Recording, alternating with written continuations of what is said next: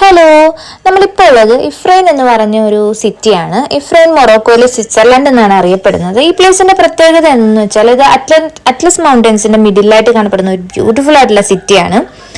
ഇവിടെ എത്തുമ്പോൾ ശരിക്കും നമ്മൾ യൂറോപ്യൻ കൺട്രിയിലേക്ക് എത്തിയ പോലെ തോന്നും. കാരണം ഇവിടുത്തെ ക്ലൈമറ്റ് നല്ല തണുത്ത ക്ലൈമറ്റ്, പിന്നെ ആൽപൈൻ സ്റ്റൈൽ ബിൽഡിങ്സ്, നല്ല ക്ലീൻ സ്ട്രീറ്റ്, അവിടുത്തെ മരങ്ങൾ, ശരിക്കും ഒരു ഓട്ടം ലുക്കായിരുന്നു ഞങ്ങൾ വന്നപ്പം. ഈ കാണുന്നതാണ് അറ്റ്ലസ് ലയൺ സ്റ്റാച്യു.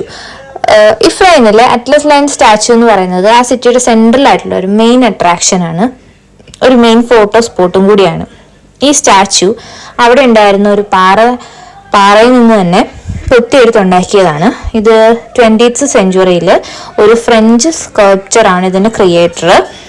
ഇത് പണ്ട് അറ്റ്ലസ് മൗണ്ടനിൽ ജീവിച്ചിരുന്ന ബാർബറി ലയൺസ് എന്ന് പറയുന്ന ഒരു വിഭാഗം ലയൺസിനെ സിംബലൈസ് ചെയ്യുന്നതാണ്. അത് ഭയങ്കര സ്ട്രോങ്ങസ്റ്റ് ലയൺസ് എന്നാണ് പറയപ്പെടുന്നത്.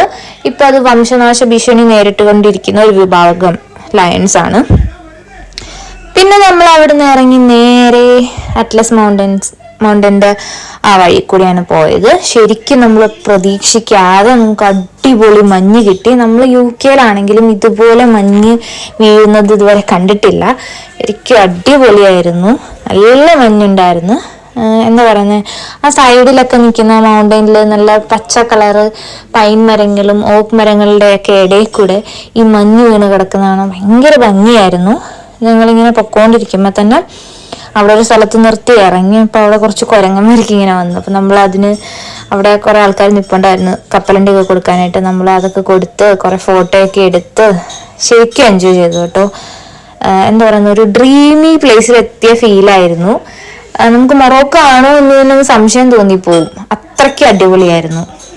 കൺമണിയാണെങ്കിൽ മഞ്ഞ് കണ്ടപ്പം എന്തോ മേളിൽ നിന്ന് ഇങ്ങനെ വീഴും. അപ്പോൾ അവളിങ്ങനെ പിടിക്കാനായിട്ട് നോക്കുമായിരുന്നു. അവളും ശരിക്കും എൻജോയ് ചെയ്തു.